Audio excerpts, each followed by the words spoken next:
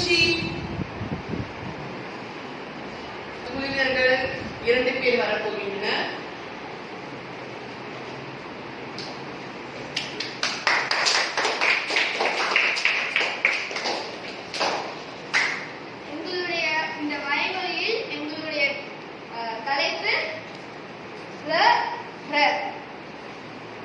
இப்போ நம்ம பார்க்க போறது ர. ர இடையின எழுத்து என்பதால் இடையின எழுத்துக்கள் யரல வரல. இடையின எழுத்தில் ர வருவதால் இடையின ரகரம் என்கிறோம். அதனால் ஒரு எடுத்துக்காட்டு ஏரி, நீர்நிலை, கூரை, கூரை வீட்டின் மேற்பகுதி. ர வல்லின ரகம் என்று அழைப்பவர். ஏன் இதை வல்லின ரகம் என்று அழைக்கிறார் என்றால் வல்லினம் எழுத்துக்களில் வசட நபர இருப்பதால் இதை வல்லின ரகரம் என்று அழைக்கிறார்கள். எடுத்துக்காட்டு ஏரி, கூடை. சின்னரா பெரியரான்னு சொல்லக்கூடாது. அப்ப அந்த சின்னராவை நம்ம எப்படி அழைக்கணும்?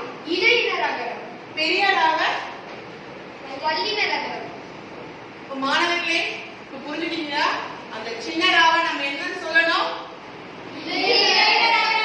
பெரியராக வல்லின ரகரம். அப்ப நம்ம சின்னரா பெரியரா இனி பயன்படுத்தலாமா? பயன்படுத்த கூடாது. நம்ம அப்படி சொல்ல கூடாது. இடையின ரகரம் வல்லின ரகரம் அப்படின்னு அழைக்கணும். அடுத்ததாக முல்லை இடத்திலிருந்து நமக்கு மயங்கொலி எழுத்துக்களை எவ்வாறு உச்சரிக்க வேண்டும் என்பதை பற்றி கூற வருகின்றனர்.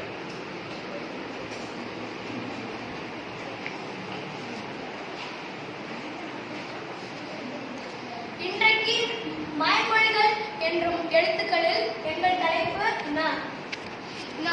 ந என்றால் தன்னகரம்.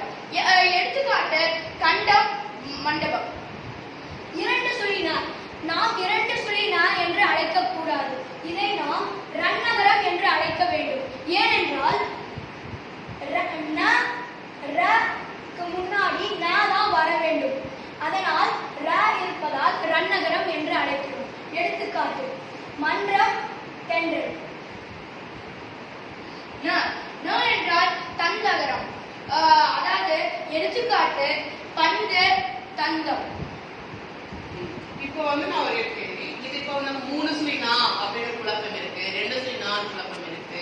இது இப்ப அப்ப பாத்தீங்கன்னா இப்ப இந்த 3 சுழி நாவை டன்னகரம் எப்படி நாங்க டன்னகரம் எப்படி கண்டுபிடிக்கிறது? எப்படி நாங்க எங்களுக்கு ஒரு வழி சொல்லுங்க. எப்படி நாங்க கண்டுபிடிக்கிறது? நாம் எப்படி கண்டுபிடிக்க வேண்டும் என்றால் வரிசையில் நாக்கு முன்பாக டா வருகின்றது. அதாவது நாக்கு பிறகு டா வருகின்றது. அப்ப டாக்கு வந்தால் டாக்கு முன்பாக கண்டிப்பாக இந்த 3 சுழி கொண்ட நா மட்டுமே தான் இருக்கும். கண்டிப்பாக. அப்போ இந்த 2 சுழி இன்னுங்கிறாங்க இல்லையா? அதுக்கப்புறம் எந்த எழுத்து வரும்? ரா. அப்போ இந்த 2 சுழி இன்னும் ரா வந்துச்சுன்னா, அதாவது இந்த ராவை இப்பதான் சொன்னாங்க வல்லின ரகரம்னாங்க. இந்த அதாவது 2 சுழி இன்னுக்கு அப்புறம் வல்லின ரகரம் வந்தால் அது பேர் ரன்னகரம். சரிங்களா? அப்போ 3 சுழி இன்னுக்கு அப்புறம் டா வந்துச்சுன்னா அதுல ரன்னகரம். அப்ப இது இன்னை நாங்க எப்படி கண்டுபிடிக்கிறோம்? எப்படி கண்டுபிடிக்கிறது என்றால் இன்னுக்கு பிறகு டா வருகின்றது மேம். அதனால் தன்னகரம் என்று அழைக்கிறோம். அப்போ இந்த 3 சுழி நாவ நம்ம எப்படி ஒலிக்கிறோம்னா ரன்னகரம்.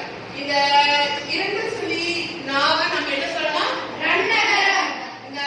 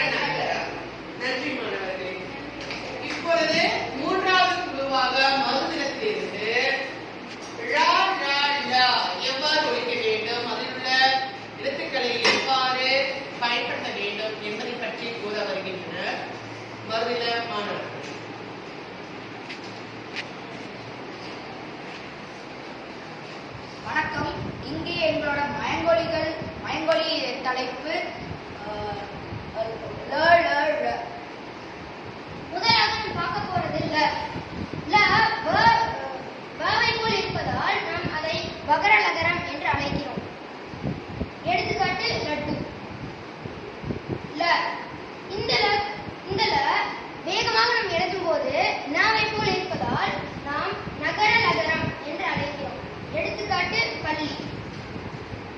மூன்றாவது ல. ல மா போல அமைந்து இருப்பதால் மகர லகரம் அல்ல சிறப்பு லகரம் என்று கூறினார். எடுத்துக்காட்டு பழம். ல தமிழுக்கு சிறப்பானது, எனவே சிறப்பு லகரம் என்று கூறப்படுகிறது.